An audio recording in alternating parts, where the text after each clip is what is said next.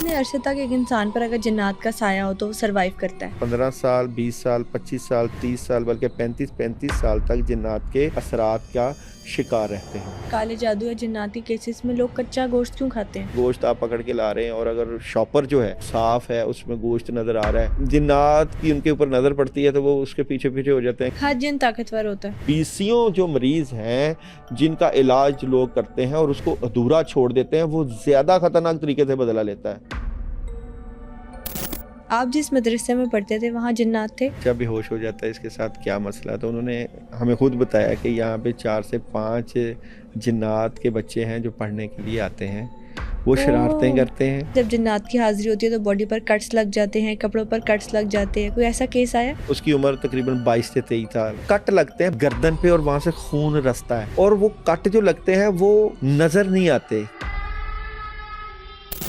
इंसान पर जिन्नात का साया होने के कई वाकयात आपने सुन रखे होंगे, लेकिन क्या आप जानते हैं किसी इंसान पर जिन्नात का साया हो तो वो कितने अरसे तक सरवाइव कर सकता है? बॉडी पर और कपड़ों पर कट्स लगना काले जादू की निशानी है या फिर जिन्नात की? एक जिन किसी इंसान का पीछा छोड़ने पर किस शर्त पर राजी होता है? ये सब बातें जानने के लिए आज के एपिसोड को अंत तक जरूर देखें। हमारी ज्यादातर ऑडियंस ने अभी तक चैनल को सब्सक्राइब नहीं किया। अगर आपको लगता है कि अपने पॉडकास्ट के जरिए मैं आपको वैल्यूएबल कंटेंट दे रही हूँ तो सुनो पॉडकास्ट सुपरनैचुरल को अभी सब्सक्राइब कीजिए। अच्छा, लास्ट एपिसोड में हमने डिस्कस किए थे पैरानॉर्मल केसेस और ब्लैक मैजिक के केसेस। अच्छा, मुझे बताइएगा कितने अरसे तक एक इंसान पर अगर जिन्नात का साया हो तो वो सरवाइव करता है? कई लोग 15 साल, 20 साल, 25 साल, 30 साल, बल्कि 35 साल तक जिन्नात के जो है असरात का शिकार रहते हैं। अब जिन्नात का जो असर है वो 2 तरह का होता है। एक वो जिन्नात का असर जो आपने खुद पढ़ाइयाँ, वजीफ़े और अमलियात करके या चिलाकशी करके अपने ऊपर बुलाया, वो पॉजिटिव भी होता है और नेगेटिव भी होता है। शुरू में तो वो काम करता है इंसान के, काफ़ी चीज़ें बेहतर हो रही होती हैं। बाद में क्योंकि आग से बनी हुई मखलूक है, दुश्मन हो जाती है। बाद में वही जो जिन्नात काम कर रहे होते हैं वही खिलाफ हो जाते हैं। अच्छा। वही दुश्मनी पे उतर आते हैं, वही काम रोकने लग जाते हैं। अच्छा, एक तो वो जिन्नात हैं जो पेशेंट आते हैं। एक वो जो हासदीन की वजह से, हसद, बुग़्ज़, कीना की वजह से कोई जो है नजरें बद हो गई। नज़रें बद एक और चीज़ है। ये जादू की वजह से, जो अच्छा। जादू की वजह से हासदीन जो हैं, वो जो अमल करते हैं किसी जादूगर के पास जाके, किसी बंगाली बाबा के पास जाके, या किसी हिंदू, सिख या कोई जो जादू के अमलियात करते हैं उसके पास जाके अमल करवाते हैं, तो उसमें 2-3 चीज़ें होती हैं। एक तो तावीज़ात कर देते हैं। तावीज़ात का असर होता है तो वो सिर्फ़ आपके जिस्म के ऊपर होता है। यानी कि जिस्म के इर्द-गिर्द एक नेगेटिव ऑरा क्रिएट हो जाता है, जिसकी वजह से तावीज़ात जो हैं वो असर करते हैं। अब जो तावीज़ करने वाला जो जादूगर है या जो आमिल है, वो उन तावीज़ात को तो अगर मिट्टी के नीचे दबाता है, तो वहाँ पे उसका कोई और असर होगा। अगर उन तावीज़ात को वो अ, मिट्टी के अलावा कब्रिस्तान में दफ़नाता है, तो वहाँ पे और असर होगा। और अगर वही तावीज़ात को किसी कब्र के अंदर फेंक देता है, तो उसका असर और होगा। अब तावीज़ात की भी कैटेगरीज़ होती हैं। एक तावीज़ ये है कि तावीज़ बना के उसको दरख्त के साथ लटका दिया जाता है। अब वो अगर किसी फलदार दरख्त के साथ लटकाता है तो उसका और असर होगा।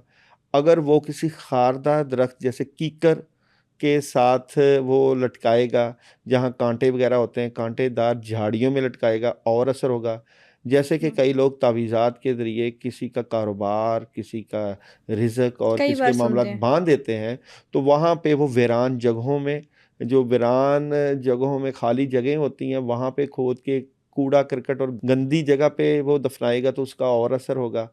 तो कई लोगों को गंदगी महसूस होती है, बदबू आती है, तो वो ये तावीज़ात के ज़रिए तो ऐसे असरात होते हैं, जो खारदार झाड़ियाँ, फलदार दरख्त। इसी तरह तावीज़ात, कई जो लोगों के तावीज़ात के ज़रिए काम होते हैं, वो कहा जाता है कि आप इसको अनार के दरख्त या फलदार दरख्त, या किसी की शादी में रुकावट होती है तो कहा जाता है कि फलदार दरख्त के साथ ये तावीज़ लगा लो या लटका दो। इसी तरह किसी का लोग जो बेड़ा गर्क करते हैं, तो वो तावीज़ात को इन खारदार झाड़ियों और नेगेटिव जगह जहाँ पे बदबू और वीराना होता है, तो वहाँ पे उसको दफनाते हैं। और कई तावीज़ात के ज़रिए ज़्यादा दुश्मनी लेते हैं, तो वो फिर वहाँ पे कब्रिस्तानों कब्रिस्तानों में और नेगेटिव जगहों पे दफनाते हैं, और कई और ज़्यादा दुश्मनी लेती हैं तो वो वहाँ पे क्रिश्चियन के कब्रिस्तान या कोई हिंदू और सिखों के कब्रिस्तान में।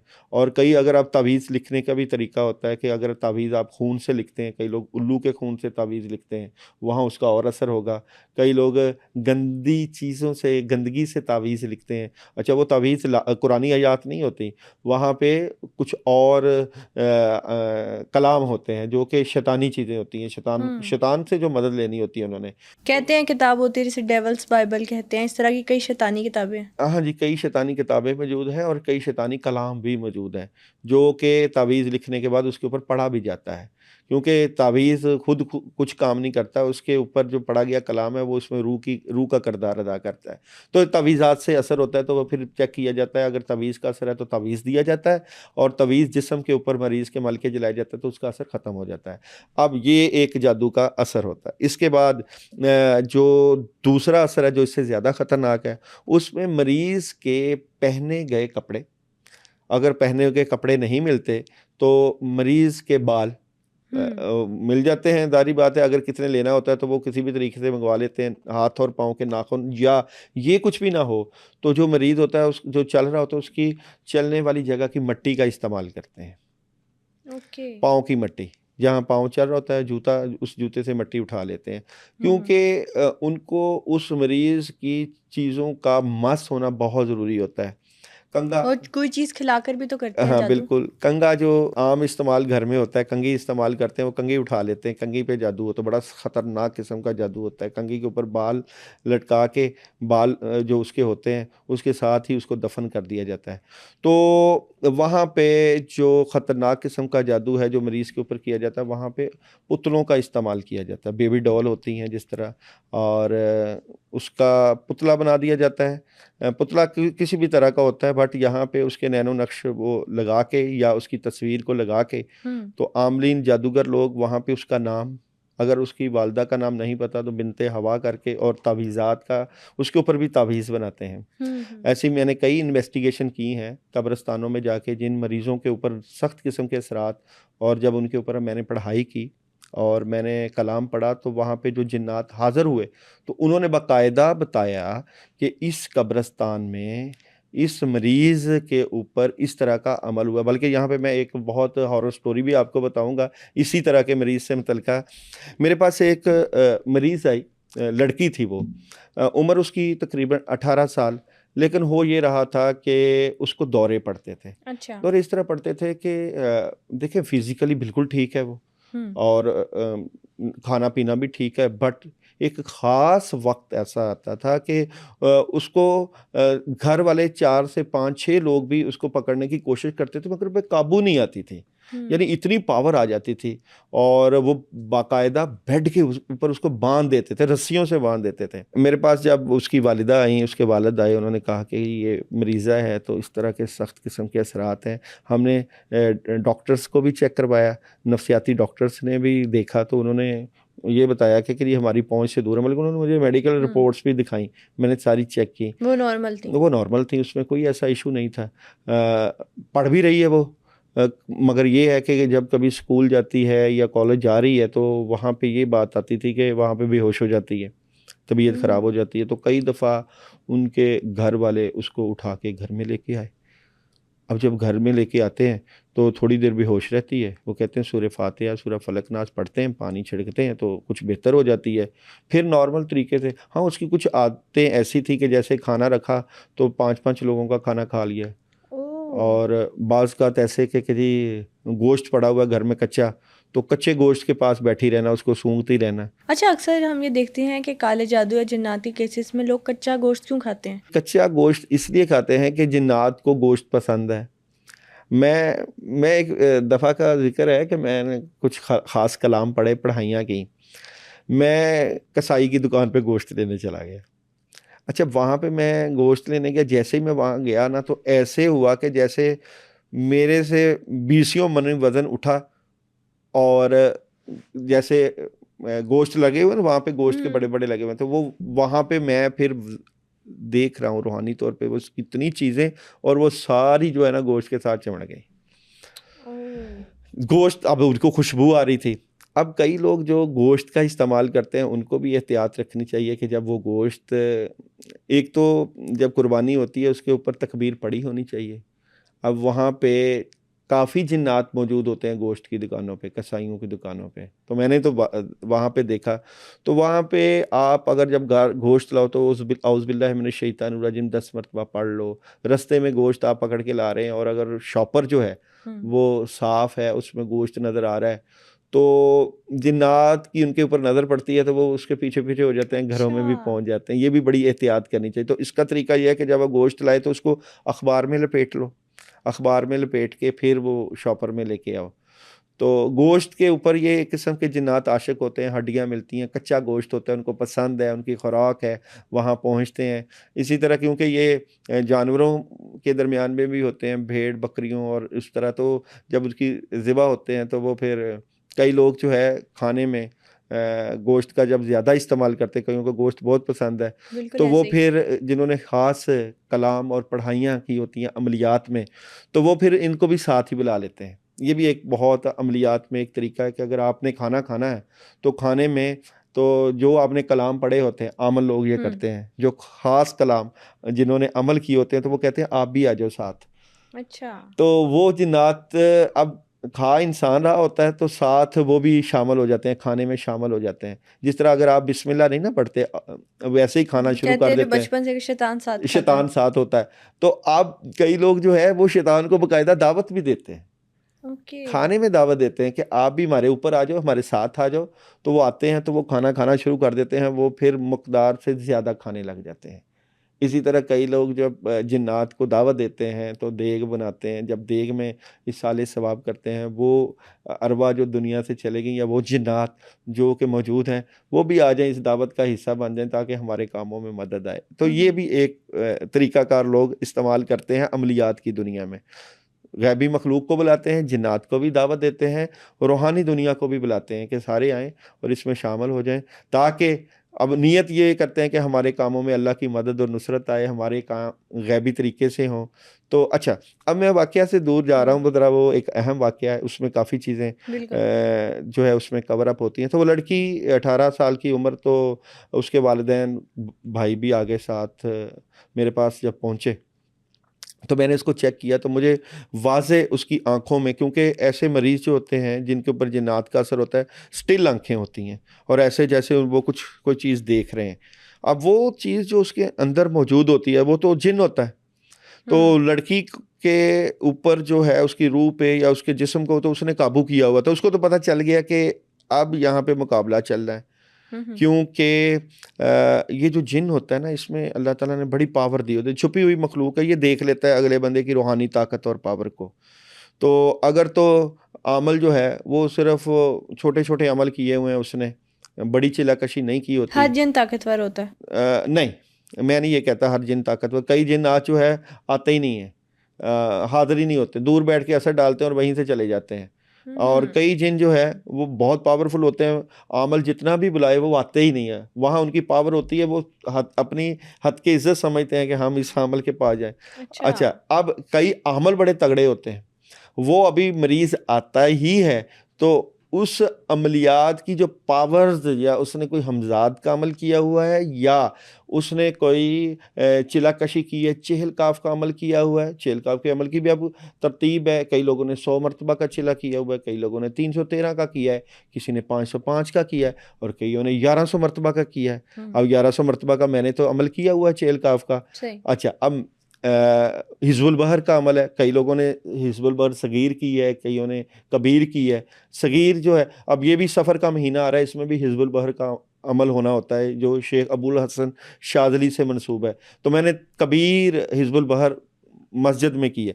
अब एक बंदा जिसने ये मुख्तलिफ अमल किए हुए हैं, पावर्स है, अभी मरीज़ बैठता है तो ये जो सारी पावर्स उसकी है, हमज़ाद की पावर है, चेहल-काफ़ की है, हिज़्बुल बहर की है, मंज़ल की है या सूरह मुज़म्मल की है, वो सारी पावर्स अब जाएँगी।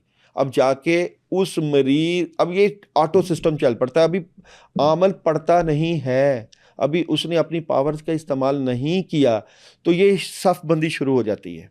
कौन सी ओके। सफ़ बंदी? जो रूहानी मखलूक हैं, जो उसके साथ जो उसने अमलियात किए उनको तो पता चल जाता है कि अब ये जंग का बाकायदा आगाज़ होने लगा है, और ये बाकायदा होता है। हम क्योंकि देख नहीं पाते, कई लोगों की रूहानी निगाह खुली नहीं होती, बातनी निगाह खुली नहीं होती, उनको पता नहीं होता, मगर आमल को पता चल जाता है। हमजाद मुकाबले पे खड़ा हो जाता है, उस मरीज़ के ऊपर, उसके ऊपर भी हमजाद का असर होता है, प्लस ये शैतानी चीज़ें और उसके पीछे उनके लाओ लश्कर। सही।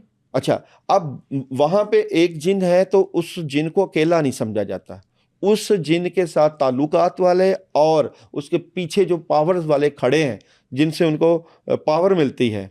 अच्छा, ये भी फैज़ लेते हैं, जिन्नात ओके। भी फैज़ लेते हैं। इनका फैज़ इब्लीस से है और रूहानी मखलूक का फैज़ रूहानियत से, और प्लस ये औलिया अल्लाह बुज़ुर्ग जो जिनके दरबार हैं वहाँ से, या किसी नेक बंदे से फैज़। आपने सुना होगा कि बचपन में हम ये सुनते थे कि जो बच्चे मदरसों में पढ़ते हैं वहाँ पे जिन्नात भी जाके पढ़ते हैं। अक्सर सुनते थे। ये सुनते थे। और एक वाकया तो हमेशा सुना है, किसी ने कहा लाइट बंद कर दो तो नहीं, बच्चे ने मैं हाथ इसका लंबा किया, लाइट इसका बंद हो हकीकी गई। वाकया आपको ज़रूर बताऊंगा। अभी वो वाकया हमारा बीच में रह हाँ गया। जी, तो अच्छा, उधर से मैं क्योंकि एक नाबीना थे, वो बचपन में उनसे पढ़ने जाता था, तो वहाँ पे जिन्नात के बच्चे आके पढ़ते थे। वो मैं बाद में बात करता हूँ, पहले इस तरफ मैं बात करता हूँ।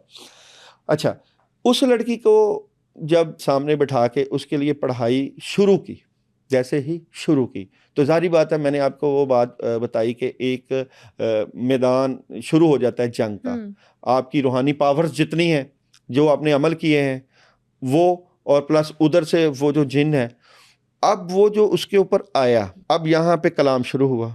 अच्छा। पहले कलाम पढ़ा गया। जाहिर बात है, आगाज़ अल्लाह ताला की हम्दो सना से ही करना चाहिए, सूरह फातिहा बेशक। से, और सूरह फातिहा के बाद आयतल कुर्सी से, और फिर सूरह मुज़म्मल, सूरह यासीन, सूरह जिन और सूरह फलक नास के बाद अलवी अलूम भी हैं, मगर सबसे बड़ी पावर अल्लाह ताला ने अपने कलाम में रखी हुई है। कोई शक मैं नहीं। ये समझता हूँ कि जो भी आमलीन अमलियात की दुनिया में हैं, वो अगर कुरान की सही पावर का अंदाज़ा हो जाए उनको कि अल्लाह ने कुरान पाक में कितनी ताकत रखी है, वो दूसरे अलूम को पढ़ना ही छोड़ दें। अच्छा, सुभान मैंने अल्लाह। क्योंकि दूसरे अलूम जिस तरह मुंदरा, डंका, नादेली सारे अमल किए हुए थे, जब मैं कुरान पाक को पढ़ता हूँ, जैसे कि ला इलाहा इल्ला अंता सुब्हानका इन्नी कुन्तु मिनज़ ज़ालिमीन, इतनी ज़बरदस्त पावर है। और फिर सुभान किसी अल्लाह। मुर्शद ने, किसी उस्ताद ने इसकी इजाज़त दी हो फैज़ वाली, और फिर हस्बुनल्लाहु व नेमल वकील, नेमल मौला व नेमल नसीर, इतनी ज़बरदस्त पावर है। 7 सलाम, सलामुन कौलन में रब्बे रहीम, सलाम अला इब्राहीम, सलाम अला मूसा व हारून, सलाम अला यासीन, सलाम अला मुरसलीन, सलामुन हिया हत्ता मतलब। इतनी ज़बरदस्त पावर है, जिसको पता चले कि हमारे कुरान में नूरी इल्म में इतनी पावर है, यकीन जाने वो दूसरे इल्म कोई की तरफ शक जाता है। नहीं। लेकिन लेकिन लेकिन आपके पास हथियार हर तरह का होना चाहिए। जब आपके सामने दुश्मन आएगा, वो हर तरह का पैंतरा इस्तेमाल करेगा। जब उसके ऊपर कलाम पढ़ा गया, जिक्र किया गया, तो वहाँ पे भी पढ़ाइयाँ शुरू हो गई। बाकायदा उस लड़की ने कलाम पढ़ना शुरू कर दिया। क्या कलाम? अच्छा। सिखों का कलाम। हम्म। अच्छा, अब सिखों के कलाम के लिए मैंने सूरह फातिहा पढ़ी, अब मुकाबला चल पड़ा। अब उसने वो पढ़ा, सिखों का कलाम। अब ये वो लड़की बेहोश है, लेकिन उसके ऊपर जिन की हाज़िरी है। वो जाहिर बात है, वो सिख होगा। जब सिख वाले कलाम का मैंने सिख से तोड़ किया, उसके कलाम का तवीज़ात से मैंने तवीज़ बनाया, तो वो बंदा तो गया दौड़, वो जिन, उसको तो लग गई आग, क्योंकि आग तवीज़ को नहीं लगती, आग उस जिन को ही लगती है। कलाम के ज़रिए उस जिन की पावर्स को तावीज़ में मुंतकिल किया और उसको लग, वो तो गया दौड़। अब जैसे ही वो गया, तो उसके बाद दूसरा आ गया। अब जब दूसरा आया, तो उससे फिर बात शुरू हुई। उसने कहा कि आप क्यों आए? उन्होंने कहा जी मैंने भेजा। उन्होंने कहा जी आपने कैसे भेजा? आप, अच्छा, अब जो दूसरा है वो क्रिश्चियन था, पहला सिख था, दूसरा क्रिश्चियन था। मैंने कहा जी आप तो क्रिश्चियन को, क्योंकि उसने आते ही वो, अच्छा आया, मैं मुझे कैसे पता चला? उसने आते ही ऐसे ऐसे कर, मैं कहा ये तो क्रिश्चियन है। अब अमलियात में पता नज़र भी आ गई, वो उससे बातचीत भी शुरू हो गई। तो अब उसने अमल क्रिश्चियन के शुरू कर दिए, वो पढ़ाइयाँ शुरू कर दी। अब फिर मेरे पास इसका तोड़ मुझे बुजुर्गों ने बताया हुआ था कि जब कभी क्रिश्चियन अमल या जिन आए, तो उसका तोड़ फ़ाबी अय्यी अलाई रब्बी कुमा तो कज़िबान से करना है, उससे उसका तोड़ होता है।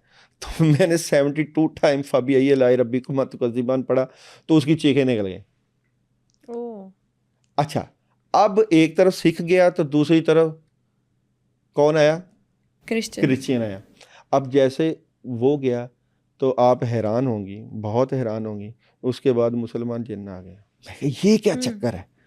पहले सिख आया, फिर ईसाई आया, अब ये मुसलमान आ गया है। चक्कर क्या है? इस चक्कर को देखना जारी बात है। अब अमलियात की दुनिया से हम ताल्लुक़ रखते हैं, हमें तो देखना ही है हो क्या रहा है। तो फिर उससे जब बात हुई, तो जब उससे बात हुई, यहाँ पे एक गुंजाइश थी कि हम भी जारी बात है ला इलाहा इल्लल्लाह मोहम्मद रसूलुल्लाह पे यकीन रखते हैं। तो उससे बेशक। बड़े अच्छे तरीके से फिर मैंने सूरह मुज़म्मल पढ़ी।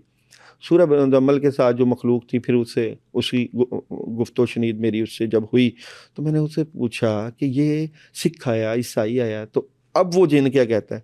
कहते हैं जी ये जो पीछे आमल बैठा है ना, जिसने इसको भेजा है वो मुसलमान है। वो मुसलमान है।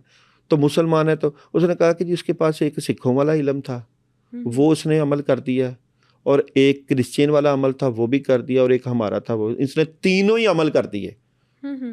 तो पहले जो था सिख आया आपकी पढ़ाई पे, उसको वो गया, ख़त्म हो गया, अब क्रिश्चियन है, अब मैं आया हूँ। मैंने कहा जी फिर क्या करना? जाहिर बात है आप मुसलमान हो, किताब पे यकीन रखते हो, मुसलमान भाई भी हो, क्या करना? मैंने कहा जी मैं तो मजबूर हूँ, मैं पाबंद हूँ इस चीज़ का कि मुझे इनकी फैमिली के ऊपर इस लड़की के रिश्ते से मुतल्लिका जो है वो चाह रहे थे कि रिश्ता हो। जब इसके ऊपर इस तरह के दौरे पड़ेंगे, तबीयत ख़राब होगी, तो जहाँ ये रिश्ता चाहते हैं वहाँ उसका रिश्ता हो जाए। तो वो एक लड़के ने इसके ऊपर अमल करवा के तो इस तरह की कंडीशन पैदा कर दी कि ऐसी कंडीशन होगी तो वो फिर रिश्ते कहीं में और रिश्ता नहीं होगा, फिर मेरे से ही रिश्ता तय होगा। तो ऐसे लोग जब अपने काम निकलवाने होते हैं, करवाने होते हैं, तो वो फिर करते हैं। और जाहिर बात है 3 साल थे उसके ऊपर इस तरह की तबीयत थी, और घर वाले भी परेशान थे। अगर किसी ने सही तोड़ ना किया होता, अगर किसी ने इसका सही इलाज ना होता, तो वो फिर वहाँ पे फिर उस अमल का उसने ना बताया, तो फिर उसकी सबसे पहले पढ़ाई करके उसकी पावर्स ख़त्म की, क्योंकि अमल को सबसे ज़्यादा तकलीफ़ इसकी होती है कि उसका अमल ज़ाया हो जाए। तो ऐसा जो अमल जो कि मुआशरे में नेगेटिविटी फैलाता है, ऐसा अमल जो कि ला इलाहा इल्लल्लाह तो पढ़ा है, लेकिन सारे अमलियात करके किसी का बेड़ा गर्क करता है, बिल्कुल सबसे ऐसे पहले ही तो है। उसकी पावर जानी चाहिए। ऐसे ही है तो बिल्कुल। उसकी पावर जाएगी, ताकि इस तरह जो बीसियों लोग जो कि अपनी ज़िंदगियां बर्बाद कर चुके हैं या इनके घर तबाह है, तो सबसे पहले उसकी पावर ख़त्म। जैसे उसकी पावर ख़त्म की, वो जिनकी भी पावर जारी बात है ख़त्म होती।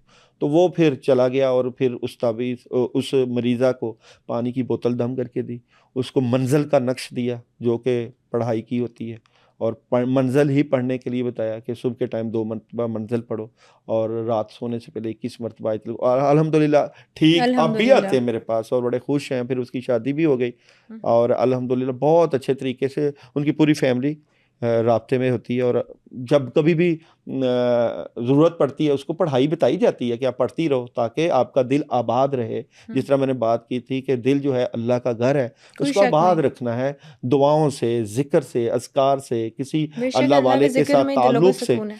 तो अल्हम्दुलिल्लाह इस तरह की भी सिचुएशन इलाज में पेश आ सकती है, जो कि एक बड़ी ख़तरनाक होती है। एक आमल जब इस तरह के मरीज़ों को छेड़ लेता है और उसके पास पावर्स नहीं होती उस मरीज़ को और उस जिन को हैंडल करने की, तो वो फिर जिन बदला लेता है। जिन मैं कैसे कैसे बदला लेता है? देखिए जी, जिन क्या बदला लेगा? अगर आपने उस जिन को बुला लिया और आपने उसको जलाने का अमल कर दिया है, मिसाल के तौर पे आपने हांडी ही कर दी, क्योंकि हांडी से जिन जलते हैं, नेगेटिविटी खत्म होती है। मैं क्योंकि हांडी का अमल भी करता हूँ, यहाँ तो ज़रूरत ही नहीं पड़ी हांडी का अमल करने की, वहाँ तो डायरेक्ट बात होती है। अगर आपने हांडी का अमल किया मगर आपके पास वो पावर नहीं है, वो सलाहियत नहीं है कि इनसे लड़ने की, और आपने उसको जला दिया, ज़ख्मी कर दिया, ख़त्म नहीं किया बल्कि अधूरा छोड़ दिया। इस तरह बीसियों जो मरीज़ हैं जिनका इलाज लोग करते हैं और उसको अधूरा छोड़ देते हैं, वो ज़्यादा ख़तरनाक तरीके से बदला लेता है। वो फिर उसके फैमिली पे अटैक करता है, उसके वालिदैन की, वालिद को हार्ट अटैक करवा देता है। मैंने कई ऐसे मरीज़ देखे हैं, वालिद मिर्गी का दौरा पड़ गया, हार्ट अटैक हो गया, अच्छा भला सेहतमंद, घर से गाड़ी पे जा रहे हैं, एक्सीडेंट करवा दिया। अच्छा, मसला उसके ऊपर, मरीज़ के ऊपर या मरीज़ा के ऊपर, तो अब इम्पैक्ट फैमिली के दूसरे लोगों के ऊपर एक बच्ची की शादी नहीं हो रही तो वो बाकियों के ऊपर बंदिश लगा देगा, वो जिन ही लगा देगा, क्योंकि वो दुश्मनी पे उतर आता है। तो फिर घर में बेबरकती, वीरानगी, कामों में रुकावट, पैसा अच्छा भला आ रहा है वो रुक गया। बंदा कहता है कि हमारा कौन दुश्मन हो गया, एक ही दुश्मन काफी है। ये शैतान जो दुश्मन है ना, जब उसको छेड़ दिया जाता है इस तरह का जिन, वो एक ही काफी है। वो फिर इतनी नेगेटिविटी फैलाता है, माँ बाप की तबीयतें खराब, बेवजह बीमारियां, ना कोई टेस्ट आते हैं, टेस्टों में बीमारियां आती हैं, डॉक्टर्स के ऊपर पैसा लग रहा है, बेवजह के केसेस बनने शुरू हो जाते हैं। ऐਵੇਂ खड़े हैं तो लड़ाई हो जाती है किसी के साथ, और वो फिर बढ़ते बढ़ते कहाँ के कहाँ बात पहुंच जाती है, कत्लो गारत। तो ये जो जिन्नात हैं, क्योंकि शर से बने हैं, ऐसी मखलूक है, तो उन्होंने शर फैलाना है। इसका बेहतरीन तरीका यही होता है कि आप या तो किसी रूहानी मुआलिज के साथ जुड़े हो जाओ, किसी अल्लाह वाले के साथ जुड़ी हो जाओ। सुबह उठ के फजर की नमाज पढ़ना, फजर की नमाज के बाद घर में ऊंची आवाज़ में तलावत करना, जो नहीं होती। बच्चे जो हैं वो 2-2 बजे, 12-12 बजे उठते हैं, रात 3 बजे तो मूवी ख़त्म होती हैं घरों में, फिल्में बंद होती हैं। और जो वक्त तहज्जुद का होता है, जैसे ही तहज्जुद का वक्त होता है वैसे ही नींद आना शुरू हो जाती है। क्यों? शैतान को पता है कि अगर इसके दिल में इस वक्त आ गया, चलो जी मैं उठ के फजर की नमाज ही पढ़ लूँ या तहज्जुद पढ़ लूँ, वो उसी वक्त सुलाता है। आजकल आप देख लो कि अक्सर लोग जो है वो जैसे ही अजानें शुरू हो रही होती हैं कहते हैं चलें जी अब रात मुकम्मल होगी, अब हम सो जाएं। सारी रात मोबाइल का इस्तेमाल करते हैं, सारी रात मूवीज़ का इस्तेमाल करते हैं, फिल्में देखते हैं। लेकिन जो बरकत का वक्त है, तहज्जुद का वक्त, जिस वक्त अल्लाह की पुकार, और आसमान के साथ में आसमान तक फरिश्ते के कोई तो है जो अल्लाह ताला से मांगे, कोई तो है अल्लाह से रिज़्क मांगे, कोई तो है सेहत मांगे, कोई तो है अल्लाह ताला से जो बरकत मांगे, आफियत मांगे, सुकून मांगे, तो अल्लाह ताला अता करते हैं। अल्लाह ताला मांगने वाले को देते हैं। तो हमने मांगना छोड़ दिया। जब हमने मांगना छोड़ दिया, हिफाजत अपनी मांगनी छोड़ दी, नेगेटिविटी में आ गए, तो फिर इब्लीस के लिए तो बेहतरीन मौका है, बेहतरीन मौका है कि वो हमारा वक्त ज़ाया करे, हमें शैतानी रस्तों पे लगाए। ये जो मीडिया था, ये चीज़ें थीं, ये कुछ सीखने के लिए थीं, ये वो चीज़ें थीं जिससे हम अपनी तरबियत करते। सबसे बड़ी बात है कि जैसे ही आप घर में इशा की नमाज़ पढ़ें, इशा की नमाज़ पढ़ने के बाद मोबाइल को दूसरे कमरे में रख के आएँ और अपनी नींद को पूरा करें। सही नींद पूरा करने के बाद जब आपकी नींद पूरी होगी, आप तहज्जुद के वक़्त उठेंगे, अल्लाह से 2 नफ़ल पढ़ के दुआ मांगेंगे, फजर पढ़ के अशराक की और बाकी सुबह शाम की दुआएं पढ़ के तो देखें, करके तो देखें किस तरह ज़िंदगी में तब्दीली आती है। तो शैतान को मौका मिल गया अटैक करने का। घरों में पहले रफ़ा हाजत के लिए गाँव में लोग दूर फसलों में जाते थे, घरों में बाथरूम बन गए और जिन्नात का वहाँ पे भी आना जाना और बसेरा हो गया। किचन की सफाई नहीं करते, गंद घर में गंदगी पड़ी रहती है, जिन्नात गंदगी की जगहों पे आते हैं, वहाँ भी बसेरा हो गया। ना हमने अपनी जो है शेल्फों से कुरान उतारे, ना ही हमने अपने हिफाजत की दुआएं पढ़ी, और ना ही हमने अपना ज़िंदगी का सही मकसद रखा। जब दिल करता है अल्लाह को याद करते हैं, नमाज पढ़ते हैं, जब दिल करता है अपनी मर्जी करते हैं, छोड़ देते हैं। बात ये है कि ये तो एक हिस्सा है। सुना रहे थे कि मदरसे में अच्छा जी, यहाँ पे वो आप बड़ा ज़बरदस्त बात के जिन्नात, बचपन में लोग जिन्नात को भी रूहानियत का बड़ा शौक़ होता है। याद रखें क्यों शौक़ होता है। देखिए जी, अहले किताब हैं, ईमान लेकर आए हैं। सूरह जिन को पढ़ेंगे आप तो नबी करीम सल्लल्लाहु अलैहि वसल्लम पर ईमान लेकर आए हैं। अब कई ऐसे औलिया अल्लाह, ऐसे नेक बंदे जिनके पास जाकर ये रूहानियत सीखते हैं और फैज़ हासिल करते हैं, क्योंकि इंसान अशरफुल मखलूक़ात है, और अशरफुल मखलूक़ात होने के नाते अल्लाह ताला ने इसको बहुत सी पावर से नवाजा है। एक गायबी मखलूक का नबी करीम सल्लल्लाहु अलैहि वसल्लम, जो कि ज़ाहरी और रूहानी नबी हैं, उनके ऊपर ये ईमान लेकर आए, और ये इनकी ख्वाहिश होती है कि इनके भी बच्चे जो है ना, जो नेक जिन्नात हैं, कि इनके भी बच्चे नेक बने, कुरान पाक के हाफिज बने। आप जिस मदरसे में पढ़ते थे वहाँ जिन्नात थे? मैं जिस मदरसे में पढ़ता था वो एक बचपन में गांव था। अब गांव में जो हाफिज़ कुरान थे वो एक नाबीना थे, और हम भी वहाँ पे कुरान पाक पढ़ने जाते थे बचपन में। और मुझे वो याद है कि जब बच्चे हमारी तादाद तकरीबन 25 से 30 थी बच्चों की ना, तो वहाँ पे एक बच्चा वो अक्सर जो है वो बेहोश हो जाया करता था।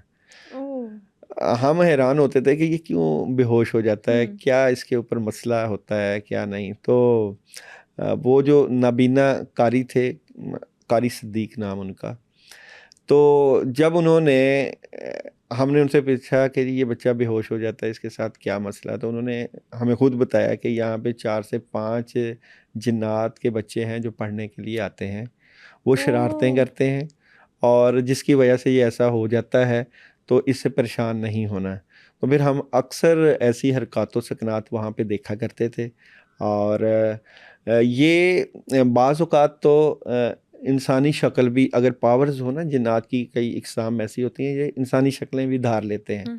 तो अगर तो ये शक्ल धार लेते हैं इंसानी, तो फिर नज़र भी आते हैं। कई लोग देख चुके होते हैं इन जिन्नात को, तो ये फिर इनका शौक़ होता है इनके बड़ों का कि ये कुरान पाक पढ़ें, तिलावत करें और मज़हब के साथ ताल्लुक़ हो। तो वो फिर अक्सर ऐसे हुफ़ाज़ जो कि पढ़ाते हैं बच्चों को, अक्सर नाबीना मैंने देखे हैं, उनके पास अक्सर ये जो बच्चे हैं जिन्नात के, वहाँ पे पढ़ते भी हैं, बल्कि बड़े भी जाके पढ़ते हैं।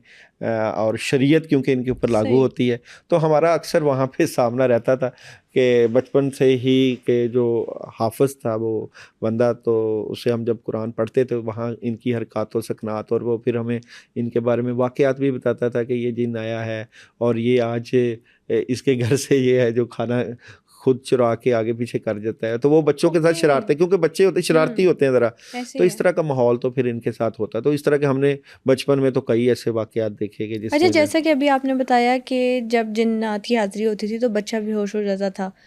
कभी कभी हम सुनते हैं कि जब जिन्नात की हाज़िरी होती है तो बॉडी पर कट्स लग जाते हैं, कपड़ों पर कट्स लग जाते हैं। कोई ऐसा केस आया? हाँ, ये बहुत आपने एक सवाल किया। मेरे पास तकरीबन 10 साल पहले की बात है। मैं एक टीवी चैनल बिलाल कुतुब साहब के साथ प्रोग्राम करता था, और वहाँ पे मैं और मेरे साथ कारी साहब थे, मेरे साथी, हुँ। और एक और साइकियाट्रिस्ट थी। तो हमारे पास केस आया, तो मुझे वहाँ के प्रोड्यूसर राव शाह साहब ने बुलाया कि ये एक प्रोग्राम है, वहाँ पे एक केस है। अच्छा सही। जी, केस कुछ इस तरह का था वहाँ पे कि उनके घर में आग लग जाती है, और आग से उनके कपड़े और किताबें जल जाती हैं, और एक बच्चा है उनके घर में, उसकी उम्र तकरीबन 22 से 23 साल, बड़ा ही है, बच्चा तो नहीं है, बड़ा है। और उसके कट लगते हैं, ब्लेड के कट गर्दन पे, और वहाँ से खून रसता है, और वो कट जो लगते हैं वो नज़र नहीं आते, कौन लगा रहा है, कैसे लगा रहा है। तो हमारी टीम गई बिलाल साहब के साथ, राव शाह साहब के साथ, साथ मैं भी था, साथ वो कारी शरीफ साहब थे, साथ साइकियाट्रिस्ट थी, साथ मैं भी था।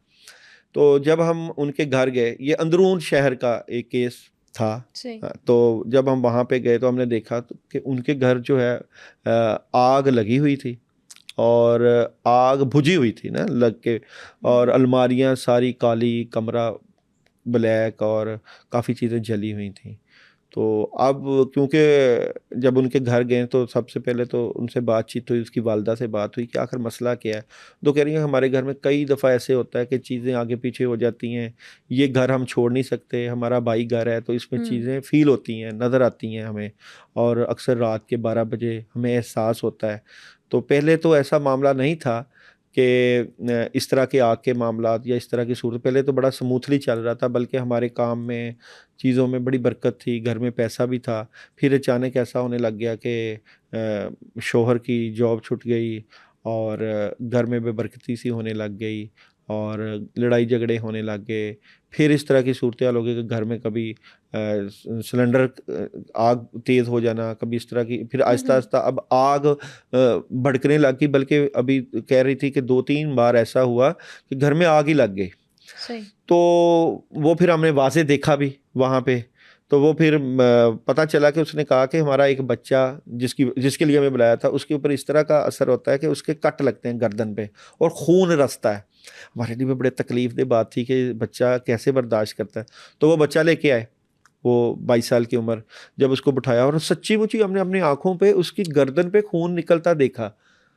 अब वो कह रही है कि ना ही ये बच्चा घर में कोई ऐसा सामान है, ना ही छुरी है, ना ही कोई ब्लेड है, तो ये खून रसता है। तो ये हमारे लिए भी इतनी ख़तरनाक मखलूक है जो बिल्कुल। कि इस तरह का काम कर रही है, तो बड़ा मसला था। तो साइकियाट्रिस्ट से पूछा उसने, अब उसके पास क्या जवाब था, वो डॉक्टर थी। तो उसने तो कहा कि ये बच्चा खुद करता है, अगर खुद करता है तो घर में चीज़ें तो नहीं है। उसने कहा कि खुद ही करता है, कोई ऐसा कोई तरीका तो नहीं है, ये ऐसे कोई साइंस में ऐसी चीज़ ही नहीं है कि बच्चे के ऐसे खून टपके। तो फिर वहाँ पे मैंने उस बच्चे के सर के ऊपर हाथ रखा और वहाँ पे फिर कलाम पढ़ा और गिलास में पानी लेके उसको पानी दम करके दिया। ऐसा ही हुआ कि तकरीबन 5 मिनट बाद बच्चा जो है वो उसका जो खून रसना बंद हो गया, जो हम देख रहे थे। और वहाँ पे उसको हिफाजत का नक्श भी दिया। फिर उसको कहा कि जी आप हमारे आस्थाने पे आओ। वहाँ पे उनका तकरीबन 7 संडे लगातार बुलाया और फिर ना ही उनके घर में आग लगी, क्योंकि फिर घर में पानी का छिड़काव करके दिया जो चीज़ें जलती था। अच्छा, पूरी फाइट हुई है, ये 5-10 मिनट का काम नहीं था। फिर हमने वहाँ पे हांडी का अमल किया। जिन्नात चाहते क्या थे? जिन्नात चाहते थे कि इस घर को छोड़ दें हम, क्योंकि पुराने आबाद हैं। जब हमारी उनसे बातचीत हुई, पुराने आबाद हैं, अब इस घर में ना का पहले बुज़ुर्गों से उनके वो ताल्लुक़ था, उनके बुज़ुर्गों के साथ, बड़ों के साथ वो नेक थे, इबादत गुज़ार थे, पढ़ाइयाँ वगैरह करते थे। जब वो दुनिया से चले गए तो उसके बाद घर में जो है वो इस्लाम की या कुरान की वो दूरी थी, वो इस तरह का उनके साथ जो है ना उनका रवैया ठीक नहीं रहा।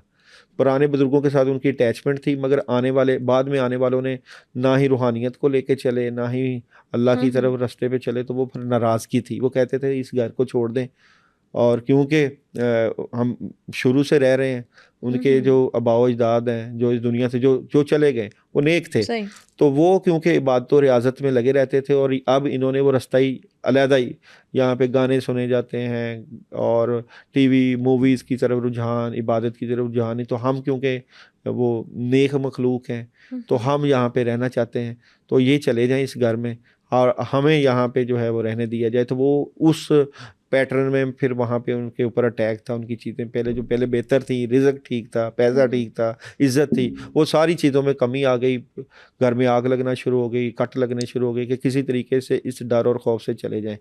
तो अब यहाँ पे ये एक छोटी जंग नहीं थी, ये ज़रा हैवी, क्योंकि यहाँ पे रूहानी मखलूक थी।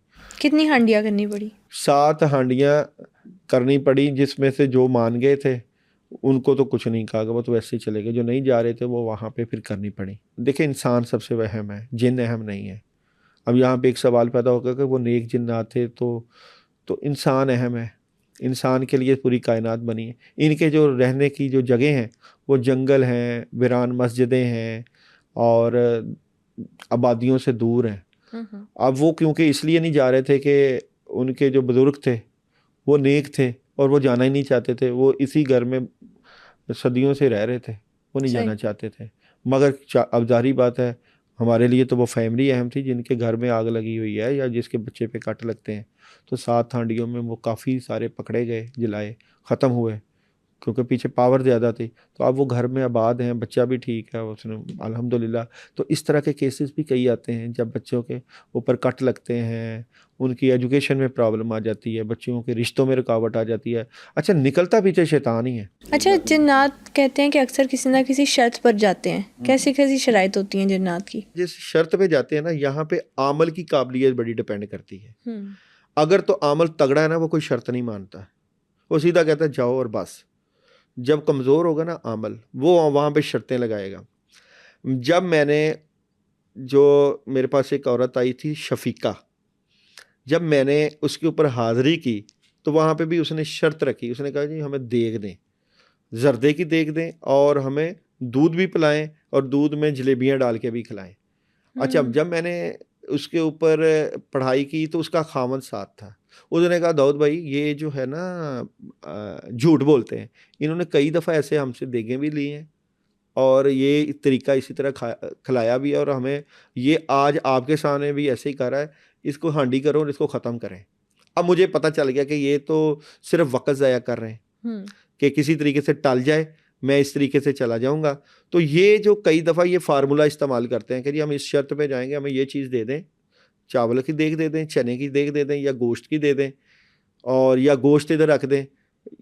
इस तरह के काम जो करते हैं वक़्त ज़ाया करते हैं कि ताकि हमें मौका मिल जाए रहने का। या तो उस मरीज़ को बदज़न कर देंगे उस अमल से जिसके पास पावर है कि पता नहीं इसने करना भी है कि नहीं करना। ऐसे ही है। अच्छा, क्योंकि शैतानी तो मखलूक होते तो वक्ती तौर पे ये टालते हैं सही। अब जो पावरफुल आमल होता है वो पता है वो इनकी शर्तों पे नहीं आता, वो कहता है शर्तें मेरी, अच्छा।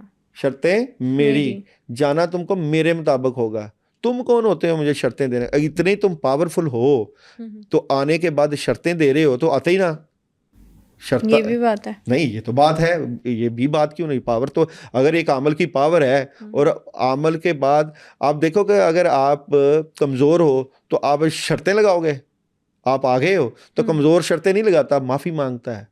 जो मेरे पास हमेशा ऐसी ही जो मखलूक जब इनका इलाज किया जाता है तो शर्तें वहां लगती हैं जहां पे आपका पलड़ा भारी होता है। आप मुझे बताओ, एक जिन बड़ी पावर वाला है, बड़ी ताकत वाला, उसको शर्तें लगाने की क्या जरूरत है? वो तो आपकी रूहानियत को देख सकता है, वो तो सबसे पावर जिद्दी देख जिन सकता है। कौन सा आया आपके पास आज तक? देखें, ये तो बदलता रहता है, ऐसा नहीं हो सकता कि आपके पास एक मरीज, अच्छा यहाँ पे ऐसा भी होता है एक बंदा उसके ऊपर जिन्नात है ही नहीं, यानी कि है ही नहीं, उसको फील नहीं होते, वो कहता है ही नहीं, लेकिन पढ़ाई की तो पीछे कोई देव खड़ा होता है। अब कई जिन्नात बड़े टेक्निकल तरीके से चलते हैं, काम रोक रहे हैं, कामों में रुकावट डाल रहे हैं, शो ही नहीं कराते, उसके साथ है। अच्छा। अब बंदा क्या करे यहाँ पे? तो जिन्नात क्योंकि ये शैतानी सोच है, शैतानी पावर्स है, ये खेलते हैं। पावर्स इनका अंदाज़ा लगाना जो सही बुजुर्गों के साथ ताल्लुक वाला और सही अमल होता है, वो अंदाज़ा लगाता है कि ये जो जिन है या जो पीछे मखलूक है ये कितना लड़ सकती है। कई जिन्नात लड़ने में 6 महीने, 1 साल, 1.5 साल का वक्त भी लगाते हैं। Oh my God. अब कई मरीज ऐसे होते हैं जो आते हैं, उनको सिर्फ पानी दम करके और तावीज़ात दिए जाते हैं, महीना, 2 महीने, 3 महीने, हमें पता होता कि इसके पीछे वो पावर है, वो जिन है, हम उसको छेड़ते ही नहीं, उसकी पावर्स को कम करते हैं। पावर्स को कम करते जाते, जब 2 महीने 3 महीने होता है या 6 महीने का, पता चल जाता है कि उसने हार मान ली है, हार मान जाता है आखिरकार, क्योंकि वो कितना का लड़ेगा। उसको फिर हम या तो हिफाजत के लिए अंगूठी पहना देते हैं या चूड़ी लोहे की उसके ऊपर दम करके पहना देते हैं, उससे उसको तकलीफ होती है, जिस्म में जलता है, उनका भी जिस्म जलता है। चूड़ी दम करके, लोहे का छल्ला, अंगूठी या मंजिल का तावीज़। अब उस मरीज को पहले ही हम हांडी की तरफ नहीं जाते, पहले ही नहीं उनकी मार दाड़ शुरू कर देते कि मरीज आया उसके साथ ही हांडी कर दो, जला दो या ख़त्म कर दो। ऐसा नहीं होता। सबसे पहले उसको पानी दम करके दिया जाता है। ये कहा ही नहीं जाता कि हम आपको ख़त्म कर देंगे या भगा देंगे, जिनको भी नहीं, मरीज को भी नहीं कहा जाता। लेकिन एक सही अमल, मुस्तनद अमल इस बात की हमेशा नौ हो रखेगा कि मैंने इस जिन को कब पकड़ना है और किस तरीके से पकड़ना है। तो यहाँ पे वो नफ्सियात का भी सही इस्तेमाल करेगा, मरीज की नफ्सियात का भी देखेगा, अपनी पढ़ाइयों का सही इस्तेमाल करेगा, अपने अमलों का सही इस्तेमाल करेगा कि यहाँ पे कौन कौन सी पढ़ाइयाँ मैंने इस्तेमाल करनी है। ठीक हो गया। मुझे लास्ट पे बताइएगा कि जब आप हाजिरी करते हैं तो ज़्यादा मेल जिन्नात सामने आते हैं, फीमेल? दोनों तरह के होते हैं, बिल्कुल दोनों तरह के होते हैं। औरतों पे ज़्यादा मेल जिन्नात होते हैं और मर्दों पे ज़्यादा फीमेल होती हैं। लेकिन यहाँ पे डिपेंड करता है आमल का। आमल अगर कालका का अमल करेगा तो वहाँ पे फीमेल जाएंगी। आमल अगर दूसरे अलम भैरू का करेगा तो वहाँ पे, क्योंकि इनके पीछे भी जो अमल है, अमल के पीछे जो मखलूक है उन्हीं की तरह की जाती है। कईयों ने चुड़ैलों के किए होते हैं तो चुड़ैलें भेजेगा, चाहे मर्द है चाहे औरत है। कईयों ने मर्दों के भैरू के किए होते हैं या हनुमान के किए होते हैं। तो जो उनके मानने वाले होते हैं, चाहे औरतें हैं या मर्द हैं, उन्हीं में से कोई मुसल्लत होता है और लग जाता है। Thank you so much. आज के पॉडकास्ट में आपके पास जो हॉरर केसेस आते हैं वो आपने हमें सुनाया। आपने ये बताया कि ब्लैक मैजिक के क्या क्या सिम्टम्स रिसेंटली आपके सामने आए हैं। जब हाजिरी होती है तो मेल और फीमेल जिन्नात सामने आते हैं और इनको भगाने का कौन कौन सा तरीका होता है, नज़र बद से बचने का क्या आसान तरीका है, ये सब बातें आपने शेयर की। Thank you so much for coming. आपका शुक्रिया। आज के एपिसोड में हमने ब्लैक मैजिक के साइंस और रियल लाइफ पैरानॉर्मल केसेस पर बात की। आप नेक्स्ट हॉरर एपिसोड किस टॉपिक पर देखना चाहते हैं हमें कमेंट सेक्शन में जरूर बताइएगा। Stay tuned.